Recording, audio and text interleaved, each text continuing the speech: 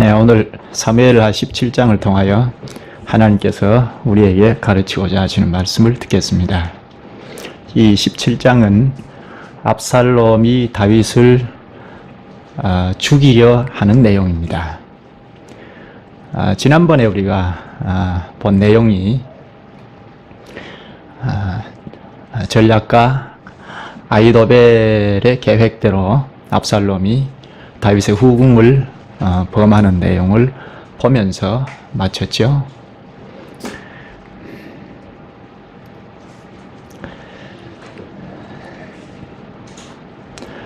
다윗의 후궁을 범하는 이 일로 말미암아 아히도벨의 1차 전략, 모략은 성공하게 되죠.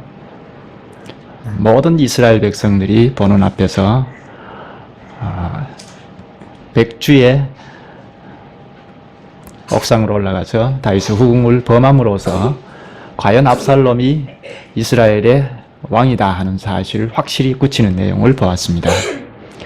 그런데 오늘 17장에 와서 보면 거기서 멈추지 아니하고 압살롬이 다윗을 살해하려고 합니다. 군사회의를 열어서 다윗을 살해하려는 계획을 세웁니다. 다윗을 죽이려는 계획을 세우는 이 일에 전략가 압살롬이 맨 앞장을 서서 적극적으로 가담을 합니다. 오늘 아히도벨이 두 번째 전략을 볼 수 있는데요.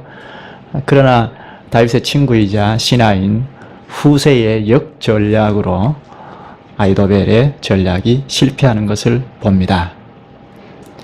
아히도벨의 전략이 실패하자 압살롬이 다윗을 죽이려 하는 계획도 무산으로 돌아갑니다. 그래서 다윗이 위기에서 위기를 모면하게 됩니다.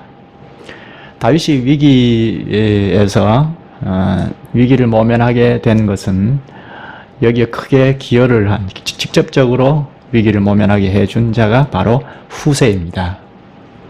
오늘 이 17장에서 인간들의 지혜, 전략, 모략이 어떻게 하나님의 손길에 의해서 무산되는지를 역력하게 잘 볼 수 있습니다.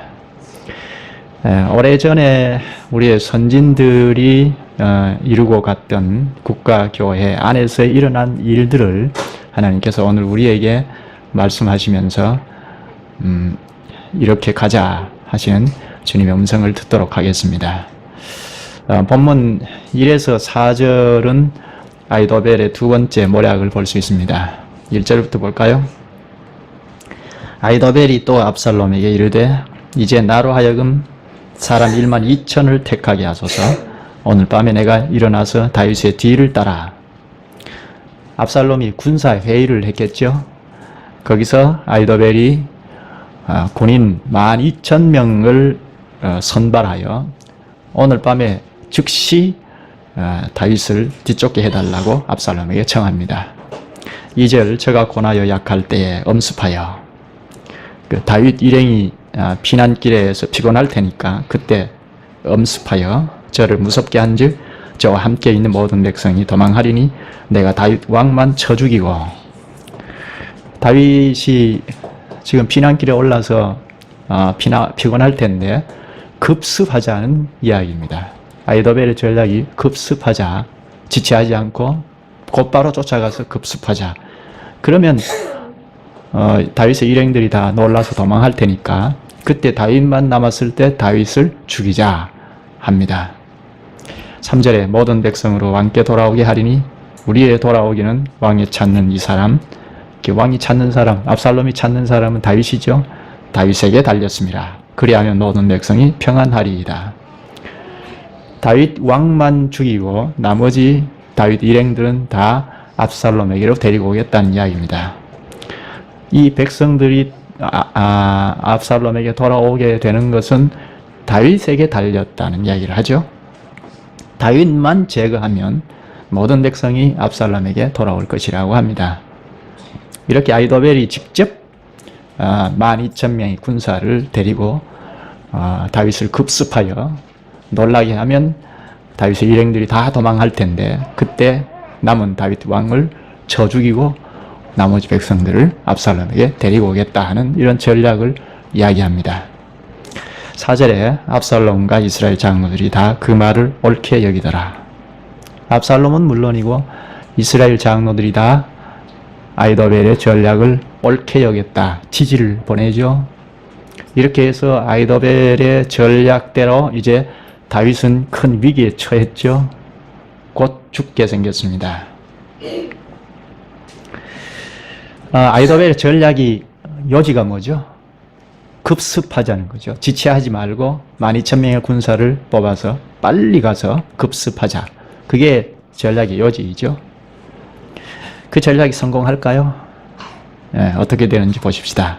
5절 압살롬이 이르되 아렉 사람 후세도 부르라. 우리가 저의 말도 듣자 하니라. 후세가 누구죠?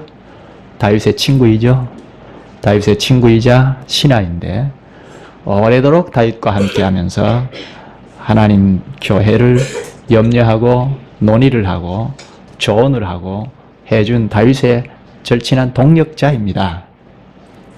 이 후세에게 압살롬이 이 후세에게도 이야기를 들어보자 하는 것은 다윗에게 좋은 기회이죠. 후세가 다윗을 구할 좋은 기회가 생긴 거죠.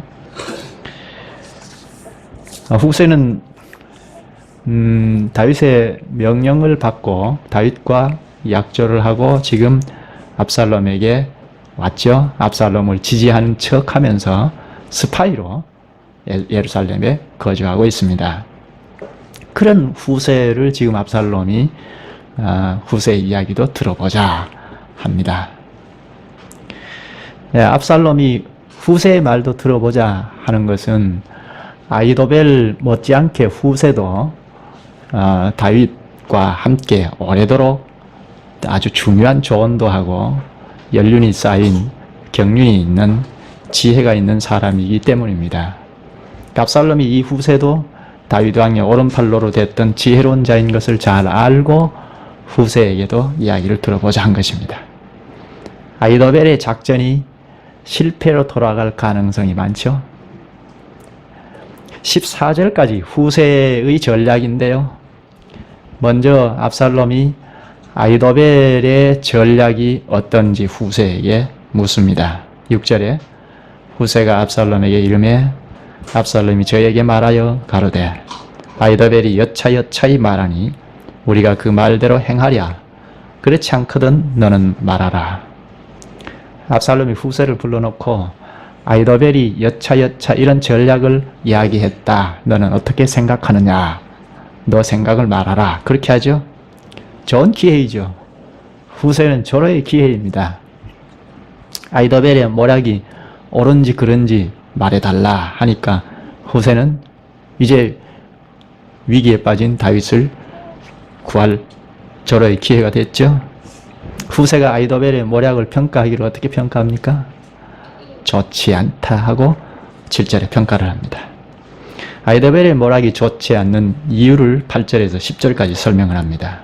8절에 보면 또 말하되 왕도 아시거니와 왕의 부친과 그 종자들은 용사라. 저희는 들에 있는 곰이 새끼를 빼앗긴 것 같이 격분하였고 왕의 부친은 병법에 익은 사람인즉 백성과 함께 자지 아니하고. 여기 한 3가지를 얘기하는데요. 다윗과 그의 일행들은 용사라 하죠. 아주 용맹스러운 장군들입니다. 그 얘기를 하죠.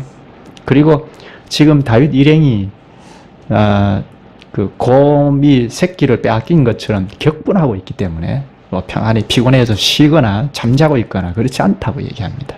아주 깨어 있다는 얘기죠. 그리고 또 하나는 병법에 익은 사람이라 합니다. 이건 전쟁을 잘하는 사람이라는 말이죠. 다윗과 다윗 일행은 전쟁에 능통한 자들이죠. 전쟁에 나가기만 하면 승리했습니다. 패한 적이 없죠. 그 많은 전쟁을 한 번도 패한 적이 없습니다. 병법에 익은 사람입니다. 그런데 무리한 추적으로, 그러니까 급습하는 무리한 추적으로 압살롬의 군사가 몇 명이라도 죽기라도 하면 그 소문을 듣는 자가 압살롬의 군대가 패하였다 할 것이라고 9절에 말합니다. 그렇게 되면 온 이스라엘의 사기가 저하될 것이라고 말합니다.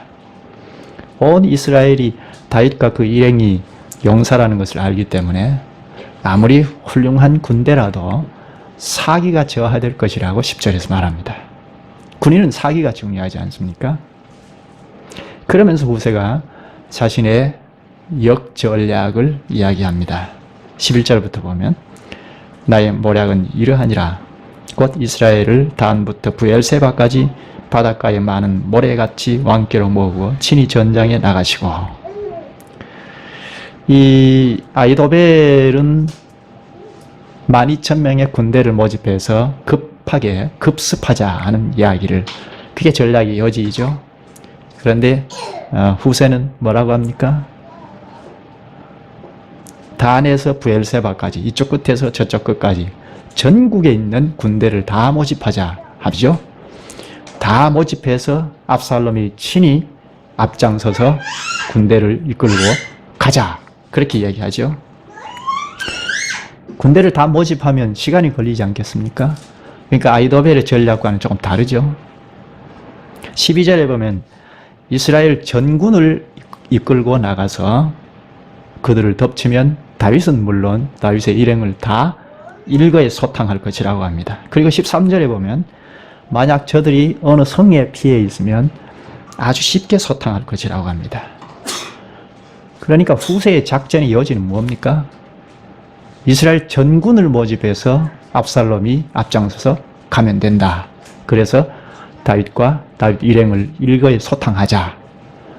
그 여지는 아히도벨과 비교해서 생각하면 전군을 모집해서 가니까 시간이 지체가 되죠. 다윗 입장에서는 시간을 그만큼 벌어주는 거죠. 후세의 작전은 이렇습니다. 누구의 작전? 압살롬이 누구의 작전을 받아들일까요? 14절을 볼까요? 압살롬과 온 이스라엘 사람들이 이르되 아렉 사람 후세의 모략은 아히도벨의 모략보다 낫다 하니 이는 여호와께서 압살롬에게 화를 내리려 하사 아히도벨의 좋은 모략을 파하기로 작정하셨습니다. 압살롬이 후세의 모략을 채택하죠. 이유가 무엇입니까? 여기 14절 후반부에 여호와께서 압살롬에게 화를 내리려 하사 아히도벨의 좋은 모략을 파하기로 작정하셨습니다. 압살롬이 아히도벨의 좋은 모략을 채택하지 않고 후세의 모략을 채택했는데 사람이 했으나 배후에 하나님께서 주장하셔서 한 것이라고 하죠. 하나님께서 압살롬을 징계하시기 위하여 아히도벨의 좋은 모략을 파하기로 작정하셨다고 합니다. 사람이 아무리 좋은 계획을 세우고 지혜롭게 할지라도 배후에 하나님께서 주장하시는 손길, 섭리의 손길을 피할 수 없죠. 주님께서 섭리하신 손길을 아는 자는 자신을 낮추어서 주님의 손길을 바랄 것입니다. 절대 높은 생각을 갖지 않고 주님의 손길을 바라고 주님께 순종하고 살 것입니다. 그런데 압살롬이 이것을 아는지 모르는지 아히도벨의 좋은 전략을 파하고 후세의 전략을 채택합니다. 이제 이 기록 저자는 관심을 후세에게로 돌립니다. 후세가 15절에 20절까지 보면 속히 다윗에게 그간에 있었던 이 사실을 알리게 됩니다. 이 밀사이죠. 밀사에 관여한 사람이 누구죠? 직접 관여한 사람은 두 제사장이죠. 사독과 아비아달입니다. 15절에 이 두 제사장에게 아히도벨과 후세 자신이 전략을 폈던 압살롬에게 이야기했던 그것을 알려줍니다. 그리고 16절에 보면 속히 다윗에게 사람을 보내어서 나루터에서 자지 말고, 그러니까 강을 건너지 않고 그 나룻 강가에 자지 말고 빨리 요단강을 건너서 멀리 피신하라. 그렇지 않으면 몰살할 위험을 가지고 있으니까 피하도록, 그것을 알리도록 했습니다. 그래서 보낸 사람이 누구죠? 사독과 아비아달의 아들이죠. 요나단과 아히마아스입니다. 이 두 사람 요나단과 아히마아스가 그 다윗이 머물고 있는 성 가까이 직접 가지는 못하고 두려워서 그 여인을 만나서 이 여인이 어렵게 다윗에게 이 소식을 알리게 됩니다.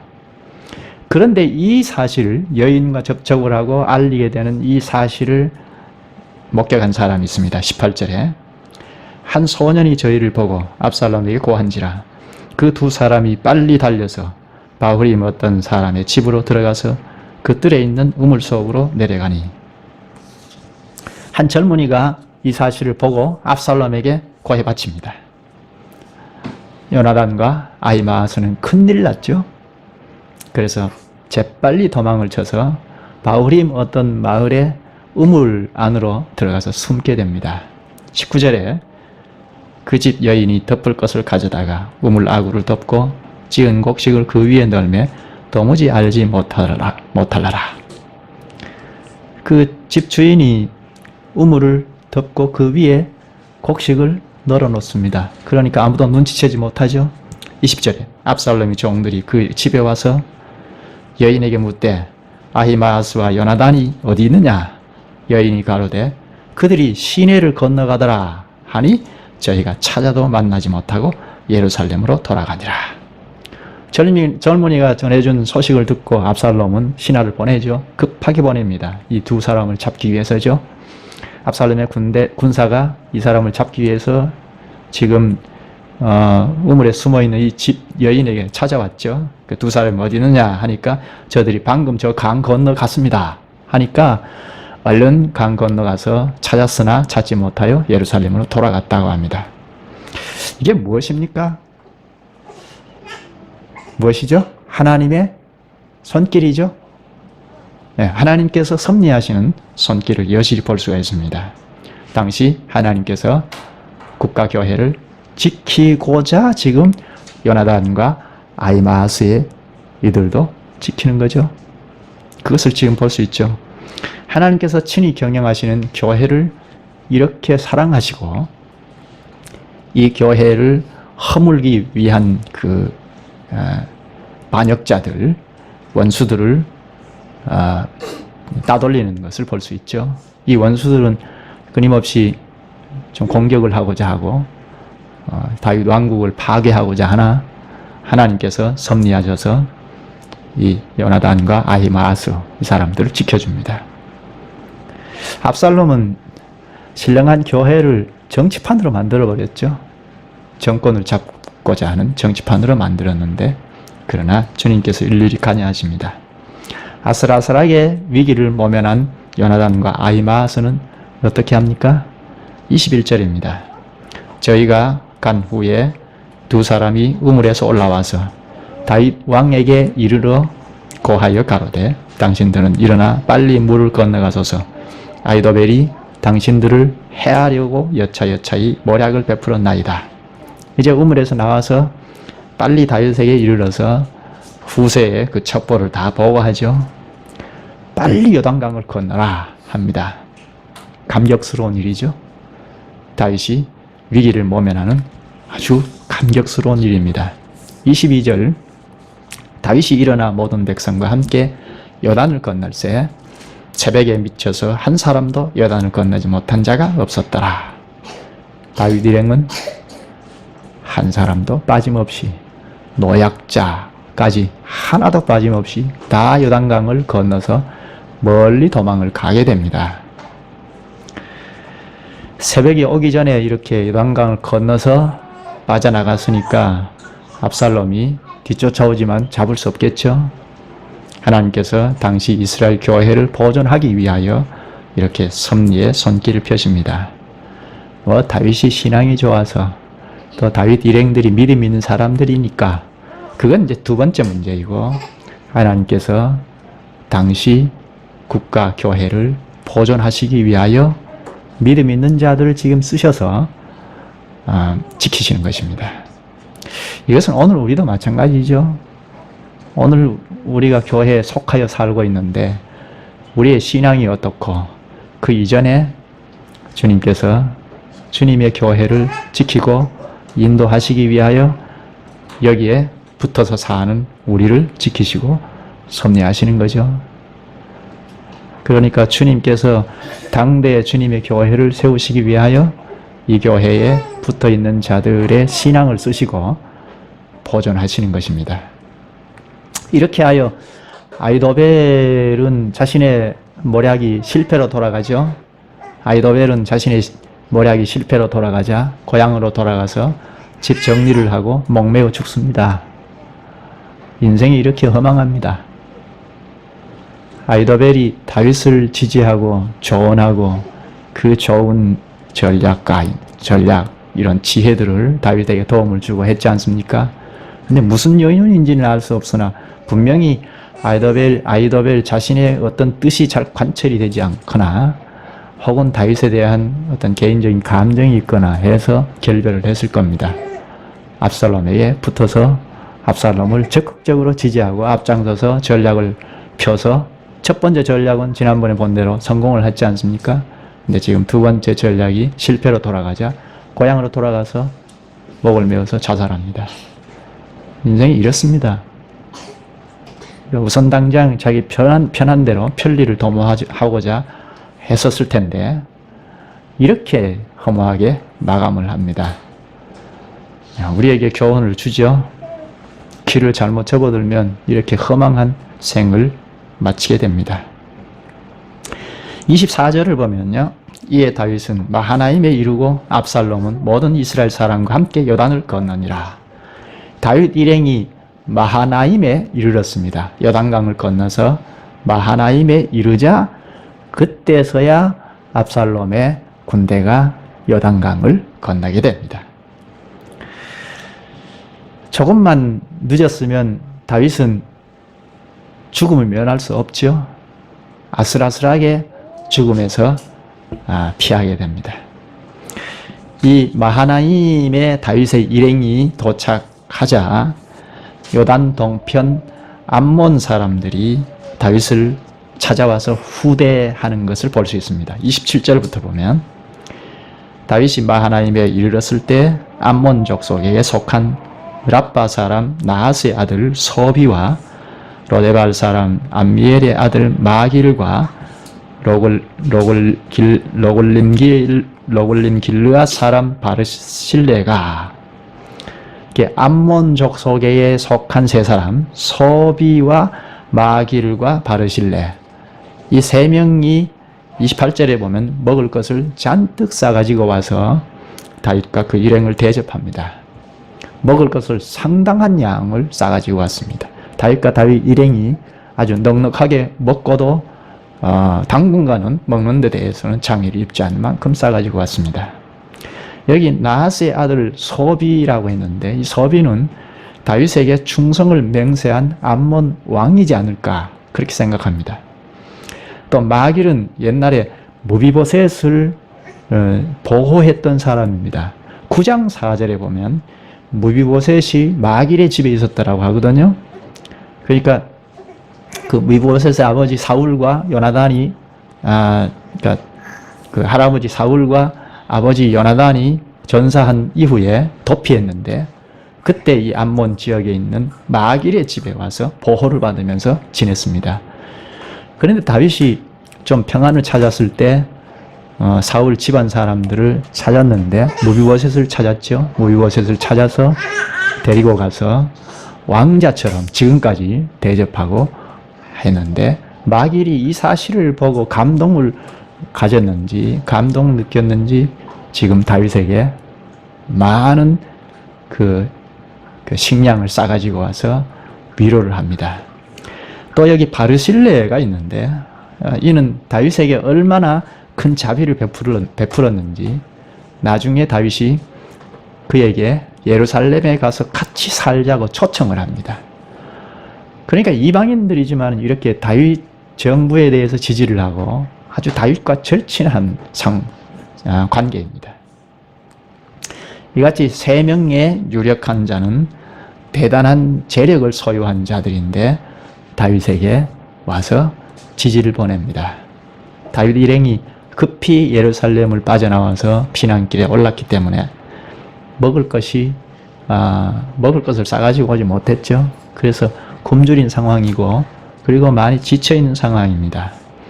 그런데 이것을 잘 알고 암몬에 거해 있던 세 사람의 유력한 자가 많은 것을 싸가지고 와서 다윗 일행을 위로합니다. 이때 다윗이 큰 위로를 받았을 것입니다. 다윗이 이 같은 경험을 토대로 하여 주께서 내 원수의 목전에서 내게 상을 베푸시고 하는 시편 23편을 지었습니다. 다윗은 자기가 낳은 아들 압살롬은 자신을 죽이려고 하는데 이방인들은 이렇게 직접 찾아와서 다윗을 지지하고 위로를 합니다. 이 사실을 보는 우리에게 안타까움을 자아내죠. 오늘 말씀에서 우리가 눈여겨보아야 할 말씀이 있죠. 무엇이죠? 14절 후반부입니다. 여호와께서 압살롬에게 화를 내리려 하사 아이도벨의 좋은 모략을 파하기로 작정하셨습니다. 하나님께서 압살롬을 징계하시기 위하여 아이도벨의 좋은 모략을 파하기로 작정하셨다는 것입니다. 배후에 하나님께서 이렇게 섭리하시는 손길을 볼 수 있어야 하죠. 사람이 아무리 좋은 계획을 세울지라도 주님께서 다르게 주장하시면 그 손길을 벗어날 수 없습니다. 주님의 손길이 어디로 미치는가? 주님께서 어디로 눈을 돌리시는가? 그것을 볼 줄 알아야죠.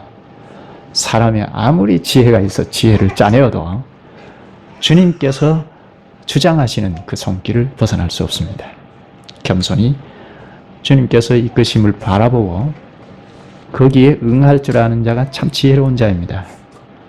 주님의 손길을 모르고 그저 자기 지혜가 최고인 줄 알고 그러면 교만이죠. 그것은 낮은 위치에서 주님의 높은 손길을 바라면서 자신을 드리는 것이 지혜자입니다. 잠언 16장 9절에 사람이 마음으로 자기의 길을 계획할지라도 그 걸음을 인도하는 자는 여호와시니라 합니다. 우리가 계획하고 우리의 걸음걸이를 계획하고 어떻게 살아야 하겠다 하고 아주 조직적으로 지혜를 짜낸다 할지라도 이 걸음을 인도하시는 분은 여호와십니다. 여호와께 맡기는 삶의 행보가 중요합니다. 자기 행보는 여차하면 망하는 길입니다. 아이도벨이 우리에게 가르쳐주지요. 아이도벨이 자기 행보를 걷지 않았습니까? 얼마나 지혜로운 사람입니까? 전략가입니다. 그런데 자기 행보를 걸어가서 허망한 생을 마감을 했죠. 우리가 허망한 인생길을 가지 않기 위하여 항상 우리의 걸음을 인도하시는 여호와께 맡겨서 가야 하겠습니다. 그 현실이 뭡니까? 여호와께 맡겨서 여호와께서 걸음을 인도하시는 그 길을 따라 가야 하겠다. 이건 추상적인데요. 이 현실이 뭡니까? 주님 교회입니다. 주님께서 교회를 세우시고 그리스도의 몸으로 여기에 형성케 하시고 여기에 우리를 다 불러 모으셔서 살부치로 분자로 살도록 하셨습니다. 그러니까 주님의 교회가 어디로 가는지 그 길을 따라서 가는 것이 현명한 일이죠. 주님께서는 교회를 이끄실 때 말씀과 성령으로 이끄십니다. 그러니까 성령으로 그리고 말씀을 하시는 것을 따라서 교회가 가야 하고 그리고 교회에 붙어있는 우리가 그 말씀을 바라보고 교회 행보에 발걸음을 맞추는 것이 지혜자이죠. 오늘 여기서 그것을 잘 교훈합니다. 기도하시죠. 자비하신 주님, 오늘 주님께서 저희의 배후에서 다 주장하고 계심을 또한 배워옵나이다. 사람이 마음으로 자기 길을 계획하더라도 주님께서 그 걸음을 인도하심을 알고 그 이끄심을 쫓아가는 지혜자가 되게 하여 주시기를 원하옵나이다. 무엇보다 주님께서 항상 진리의 말씀으로 이끄시기에 그 진리의 말씀을 따라감으로써 허망한 생의 길로 접어드는 어리석은 사람이 되지 않게 하여 주시기를 원하옵나이다. 예수님 이름으로 기도하옵나이다. 아멘.